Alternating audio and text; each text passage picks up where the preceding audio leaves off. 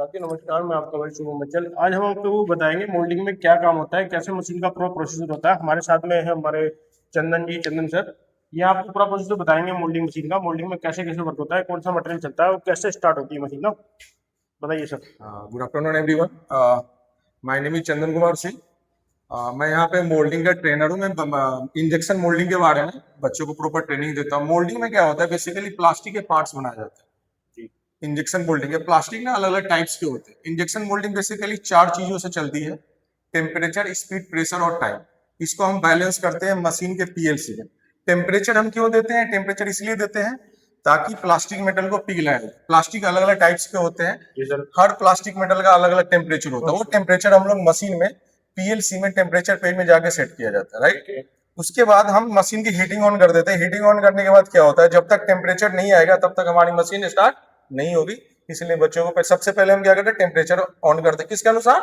Material के अनुसार। अच्छा सर, मटेरियल को बताइए कौन से मटेरियल पे कितने टेम्परेचर पे चलता है मटेरियल ना। जैसे हमारे यहाँ एक्टिविटी है, हमारे यहाँ है जो पीपी जो है 195 से 210 के बीच में डालते हैं। पीसी का टेम्परेचर 310 होता है। पीवीडी का टेम्परेचर 255 से लेके 260-70 तक भी हम डालते हैं, अलग अलग ग्रेड के अकॉर्डिंग होता है। एक सर कैविटी का बता दीजिए कि मोल्ड का कितना कैविटी। अच्छा, ठीक है।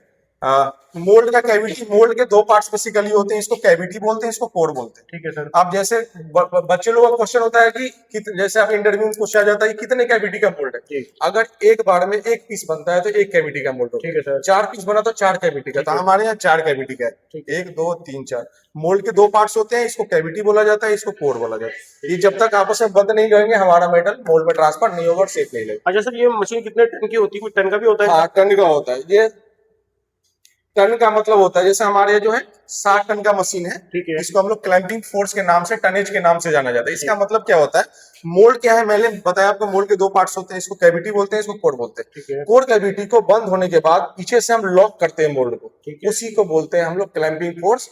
फॉर दैट आपका 60 टन का मशीन है, मतलब इसका क्या मतलब हुआ कि मैक्सिमम इस मशीन में 60 टन का प्रेशर लॉक करने के लिए लगेगा। इसको हम लोग क्लैंपिंग फोर्स, टनेज के नाम से जाना जाता है। अगर हम टनेज नहीं देंगे तो मोल्ड के बीच में गैप आ जाएगा और फ्लैश ज्यादा आ जाएगी। इसलिए ये क्वेश्चन इंटरव्यू में बेसिक ज्यादातर पूछा जाता है। दोस्तों, जो भी साथी हमारे मोल्डिंग की जानकारी लेना चाहते हैं, मोल्डिंग में काम करना चाहते हैं, हमारे चंदन सर से मिल सकते हैं। आगे एंकर स्कूल में ट्रेनिंग चलाते हैं, बच्चों को सिखाते हैं पूरा पूरा बता के बच्चों को। तब हमारे पास इंडस्ट्री में आते हैं बच्चे, यहाँ से पूरा जानकारी लेके मोल्डिंग की।